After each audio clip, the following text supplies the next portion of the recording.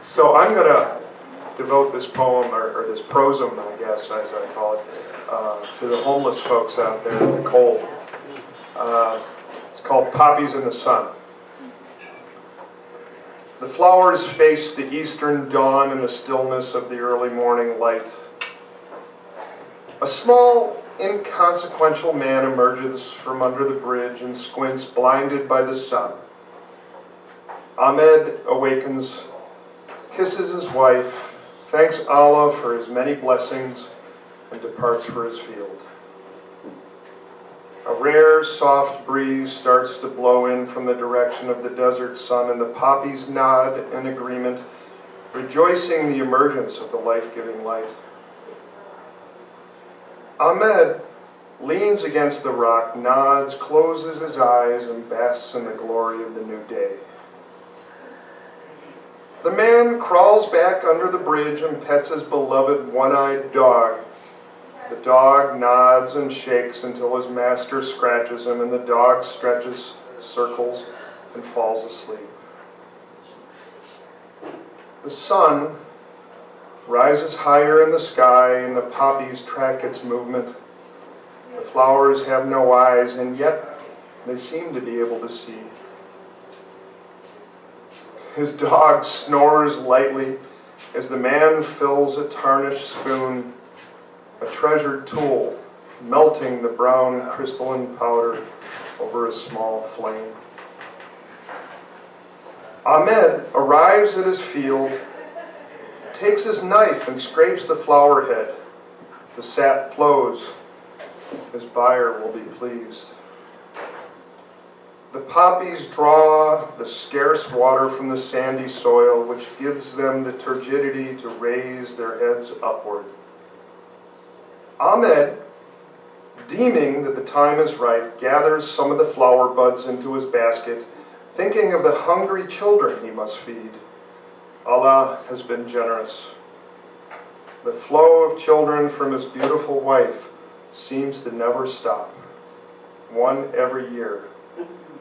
Ahmed has sons, and they are strong.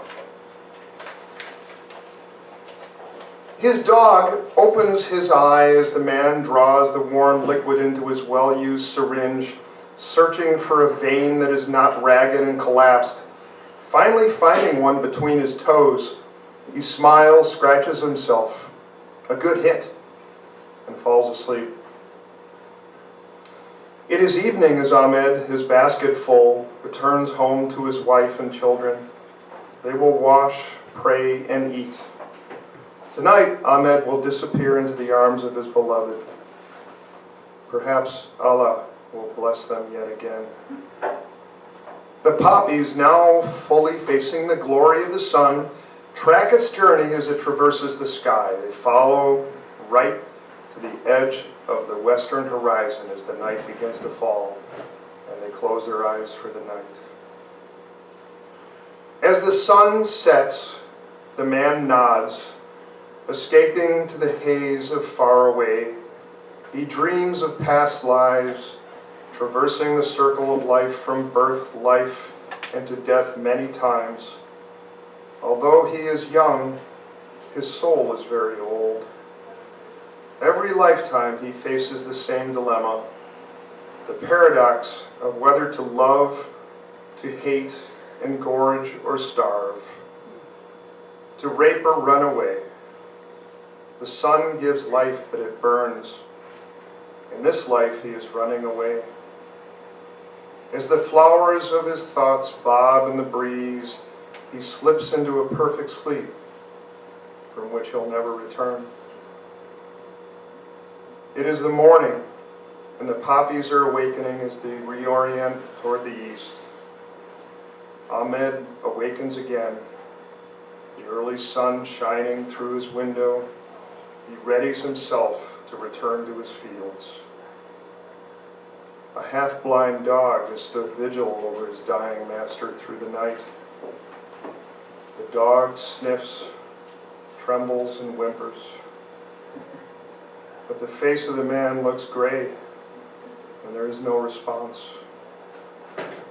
Driven by hunger, the dog reluctantly emerges, from under the bridge and trots into the horizon, his silhouette disappearing into the rising sun.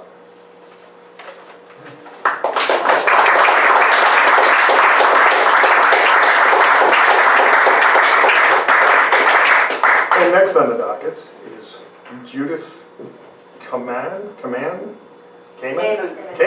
Okay. All right. Give her some applause.